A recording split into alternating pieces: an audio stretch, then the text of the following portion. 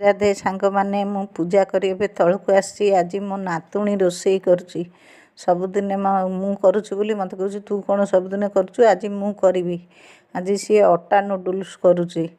ତା'ର ଜ୍ୱର, କାନ ବିନ୍ଧା, ଦିହ ବି ଭଲ ନାହିଁ, ତା ମା' ଦିହ ବି ଭଲ ନାହିଁ। ତା ମା' ଯାଇଛି ଡାକ୍ତର ପାଖକୁ। ଅବିକା ଜିଦି ଲଗେଇଛି ମୋ ସାଙ୍ଗରେ, ମୁଁ ରୋଷେଇ କରିବି। ତୁ ସବୁଦିନେ କରିବୁ, ମୁଁ କରିବିନି।